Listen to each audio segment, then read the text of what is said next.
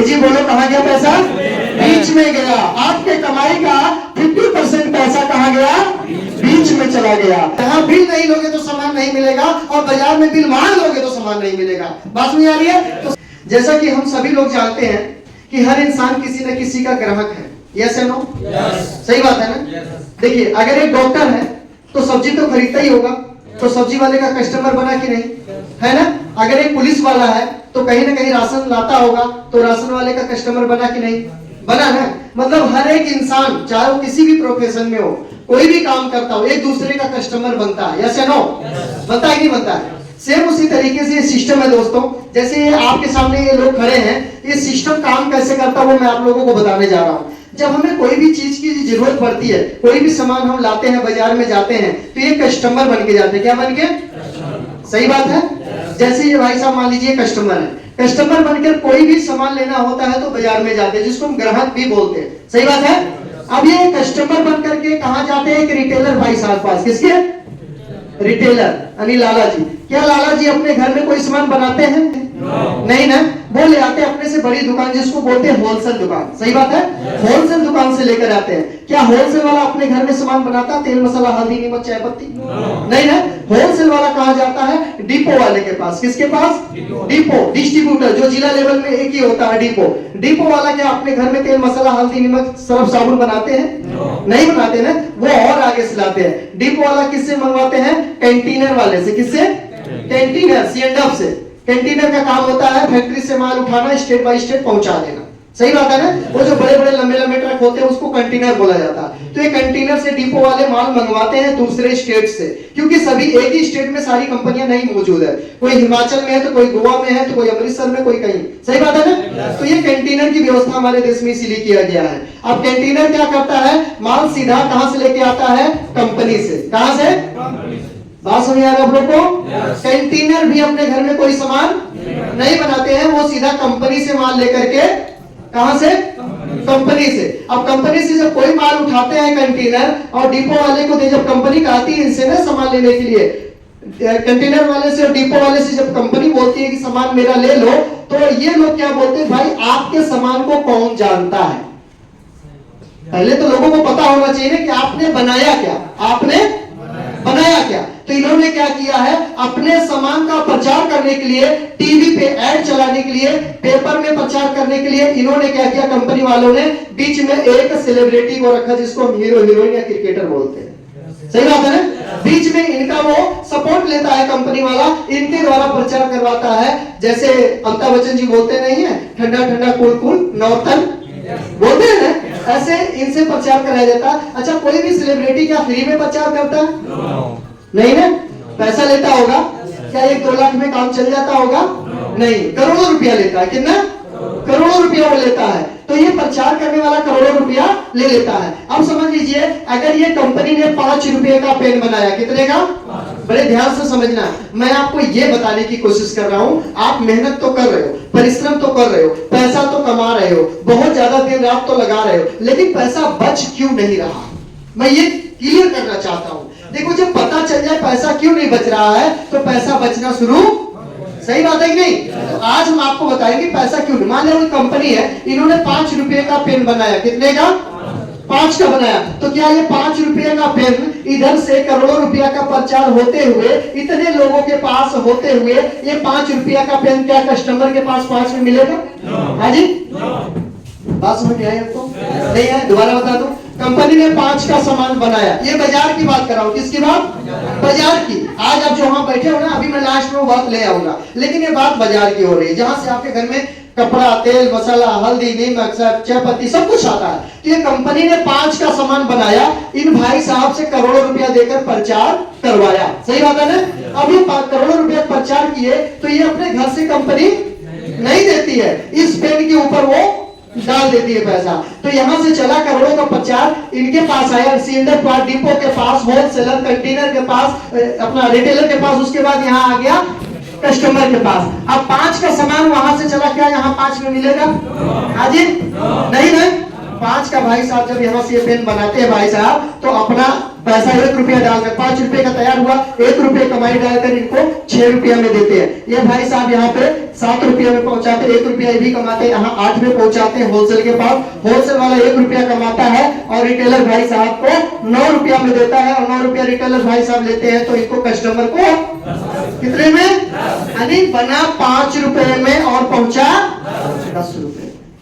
इसका मतलब जो सामान आप खरीद के लाते हैं वो डबल रेट का पड़ जाता है, ऐसा ना डबल रेट बढ़ जाता है। आप देखो बड़ी मेहनत से पैसा कमा रहे हो और कमाने के लिए आपने घर छोड़ा, दुआर छोड़ा, अपना शहर छोड़ा, अपना गांव छोड़ा, मम्मी पापा को, वाइफ को, बहन को, सबको, कई लोग परदेसी आदमी जो सबको छोड़कर पैसा कमाने आए हैं। सही बात है, गलत बात है? लेकिन कमाने के बाद भी पैसा बच नहीं रहा है, क्योंकि पैसा इस सिस्टम के द्वारा घूम कर आ रहा है, जो काफी पैसा हमारा नुकसान हो जा रहा है। बात समझ में आ रही है? अब ये सामान 5 का जब बनाए, जब इन्होंने 50 का कोई किलो 2 किलो का पैकेट 50 का बनाया, तो इधर से घूम कर आते आते भाई साहब के पास कितने हो गया, 100 रुपए का। कितने का? क्योंकि सभी लोगों ने 10-10% पैसा कमीशन कमाया। बात समझ में आ रही है आपको? सभी ने, बीच वालों ने 10-10% पैसा कमाया, यहाँ से 50 रुपए का चला और यहाँ तक कितने का आया, 100 रुपए का। ठीक है ना? उसी तरीके से कोई 500 का साड़ी सूट ये बनाते हैं तो प्रचार करवाते हैं, जैसे ऐश्वर्या राय आती कहती लक्ष्य लगाओ गोरे हो जाओ। यहाँ से 500 का सामान प्रचार हुआ और इधर से घूम कर आया तो 1000 रुपए का सामान हो गया। आपका 50% पैसा कहाँ गया? कहाँ गया? तेजी बोलो, कहाँ गया पैसा? बीच में गया। आपके कमाई का 50% पैसा कहाँ गया? बीच में चला गया। अब यहाँ पर कंपनी ने देखा कि इस तरह से हो रहा है लोगों का नुकसान। क्या हो रहा है? नुकसान हो रहा है। तो नुकसान से बचाने के लिए कंपनी ने क्या किया? सबसे पहले काम क्या किया कि ये जो प्रचार वाले थे, ये अपना सेटअप वाले थे, डिपो वाले थे, होलसेलर और रिटेलर वाले, इन सभी लोगों को, जितने भी लोग थे, इन लोग एक काम और करते थे, मिलावट। आजकल बाजार में कहां शुद्ध सामान आता है? नहीं आता ना। बीच में ये लोग क्या करते हैं, कंपनी तो सामान सही बनाती है क्योंकि इनके पास लाइसेंस है, ये बाजार की बातें हो रही है, कंपनी सामान सही बनाती है, इनके पास लाइसेंस है, लेकिन ये सामान यहाँ से चल करके निकलता है, यहाँ से 100 पीस और यहाँ पहुंचता है इनके पास 200 पीस रिटेलर के पास। ऐसा होता ही होता है। बीच में ये लोग मिलावट भी करते हैं पैसा कमाने के चक्कर में। हो रहा है कि नहीं हो रहा है? ये भी करते हैं। तीसरा नंबर का नुकसान, ये 2 नुकसान हो गया। पहला तो डबल रेट हो गया, दूसरा डुप्लीकेट भी बीच में करते हैं। होता ही होता है। तीसरा, जब कोई भी सामान रिटेलर भाई साहब से कोई भी कस्टमर खरीदता है, क्या रिटेलर भाई साहब पक्का बिल देते हैं? नहीं देते हैं। मतलब टैक्स की चोरी भी होती है। तो इस बाजार से, इस सिस्टम से सामान खरीदने से 3 नुकसान होता है। कितना नुकसान? पहला तो डबल रेट, क्योंकि सामान घूम कर आता है। दूसरा, बीच में मिलावट करते हैं जिससे डुप्लीकेट भी सामान आता है। तीसरा, कोई भी पक्का बिल यहाँ से नहीं मिलता जिससे टैक्स की चोरी भी हो रही है। आप लोग के साथ ऐसा हो रहा है कि नहीं हो रहा? हो रहा है ना। इससे बचना चाहिए, बचना चाहिए। कितने लोग बचना चाहते हैं? एक बार हैंड राइज करेंगे जो बचना चाहते हैं। चाहते बचना? चलिए शानदार ताली बजाइए, मैं बताता हूं बचना कैसे। बिल्कुल। अब हुआ क्या? कंपनी, बात समझना, कंपनी और कस्टमर और सरकार तीनों ने मिलकर एक बैठक किया, मीटिंग किया, आपस में सलाह किया। क्या किया? सलाह किया कि भैया ये बीच वाले जो डबल रेट लगाते हैं, डुप्लीकेट बनाते हैं, टैक्स की चोरी करवाते हैं, इनसे कैसे बचा जाए। तो कस्टमर भाई साहब बोलते हैं ये कि अगर मैं इस दुकान से सामान ना खरीदूं तो क्या ये दुकानदारों का काम चल जाएगा? नहीं चलेगा ना। बिल्कुल। कंपनी कहती है अगर मैं अपना सामान इस रास्ते से ना भेजूं तो क्या कस्टमर भाई साहब को सामान मिलेगा? नहीं मिलेगा, क्योंकि कंपनी के बिना कस्टमर नहीं चल सकता और कस्टमर के बिना कंपनी भी नहीं चल सकती है। तो यही बीच का रास्ता निकाला गया। अब देखिए आरसीएम, एक सेकंड इधर ध्यान दीजिए आप लोग। अब आरसीएम में क्या हुआ? बीच वाले लोगों को निकाल दिया गया। किसको निकाला गया? बीच वाले। मेरी बात को इधर ध्यान दीजिए, उधर मत ध्यान। 1 minute Deepak ji, last moment में कोई भी एक्शन नहीं है, रुक जाइए। अब हुआ क्या? कंपनी बोलती कि हमारे बिना आप लोग का काम नहीं चलेगा और कस्टमर बोलता हमारे बिना भी दुकानदारों का काम। जब तक कस्टमर खरीदेगा नहीं क्या दुकान चलेगी? कंपनी नहीं बनाएगी क्या हम कंपनी खोलेंगे? कितना कंपनी खोलेंगे? इसलिए कंपनी और कस्टमर दोनों मेन होते हैं। बात समझ आ रही है? यही दोनों हीरो हैं। तो हुआ क्या? कंपनी को और कस्टमर को दोनों को मिला दिया गया, एक साथ मिला दिया गया और ये बीच वालों को बाहर निकाल दिया गया। ये है आरसीएम सिस्टम। बात समझ आई? अब हुआ क्या? फायदा? ये जो बीच वालों में पैसा जा रहा था ये कंपनी जो पैसा सामान लगाती थी, कस्टमर जो सामान खरीदता था, ये कस्टमर का पैसा जो बिचौलिए कमीशन के रूप में खाते थे, तो इस आरसीएम ने क्या किया, बीच वालों को निकाल दिया, साइड कर दिया। इससे 3 नुकसान बचेगा। एक तो डबल रेट नहीं होगा, दूसरा बीच में मिलावट नहीं होगा क्योंकि बातें दो लोग के बीच वाली हो गई, और साथ में टैक्स की चोरी भी नहीं होगी क्योंकि आरसीएम की दुकान ऐसी है, अगर आप पक्का बिल नहीं लोगे तो सामान नहीं मिलेगा, और बाजार में गलती से बिल मांग लोगे तो सामान नहीं मिलेगा। दोनों में फर्क है ना। यहाँ बिल नहीं लोगे तो सामान नहीं मिलेगा, और बाजार में बिल मांग लोगे तो सामान नहीं मिलेगा। बात नहीं आ रही है? तो सही सिस्टम कौन सा है? जहां बिल मिले, जिसकी गारंटी हो, ठीक है ना। उसके बाद भी 7 फायदे 6 फायदे हैं, वो बताएंगे। तो समझिए, ये बीच वालों को निकाला गया, और वो जो बीच के पास पैसे जा रहे थे, ये कंपनी बोली कि आप मेरे साथ डायरेक्ट हाथ मिला लीजिए, जो पैसा उनके घरों में आपका जाता है, मैं सिस्टम के द्वारा डायरेक्ट सामान आप लीजिए, वो पैसा मैं आपके खाते में डाल दिया करूंगी, डायरेक्ट मैं कस्टमर नहीं डिस्ट्रीब्यूटर बनाऊंगी आपको। ये है आरसीएम सिस्टम। आप बताइए, सिस्टम डायरेक्ट वाला सही है कि खराब है?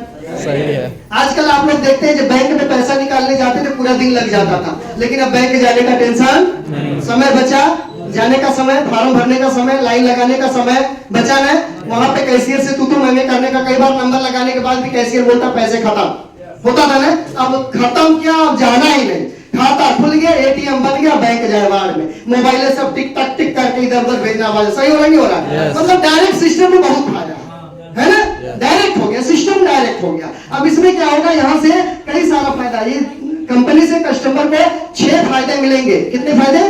जो बाजार में नहीं मिलते थे, ना मिलेंगे। तो इनसे डायरेक्ट लेने के कस्टमर ही नहीं, हम सब कस्टमर हैं। तो 6 फायदे जानना चाहते हैं? 6 फायदा कौन सा है? तो चलिए वो तो हम बताते हैं, लेकिन उससे पहले बीच वालों का क्या किया जाए? क्या किया जाए? नहीं, लाइन में लगा दिया जाए, इनको भी इस तरीके से लाइन में लगा दिया जाए, कंपनी कस्टमर डायरेक्ट हो जाए, तो इनको भी कस्टमर बनाकर सामान। क्योंकि कोई आदमी अगर डिटोल वाला डिटोल साबुन बनाता है, तो कहीं ना कहीं से वो तेल तो लेता होगा ना, कहीं ना कहीं से कोई मसाला तो खरीदता होगा ना। यानी अगर कोई एक एलसीडी बनाता तो फ्रिज खरीदता होगा ना। एक दूसरे के सभी कस्टमर है, चाहे छोटे आदमी हो चाहे बड़े आदमी हो। जो ट्रक बनाता है वो मर्सिडीज खरीदता होगा। ऐसा वो सिस्टम है कि नहीं है? बिल्कुल है। तो कोई ना कोई एक दूसरे का कस्टमर है, तो ये फायदा है। एक बार शानदार तालियां इन सभी लोगों के लिए। प्लीज आप अपने बैठ जाइए, आप बैठ जाइए और बाकी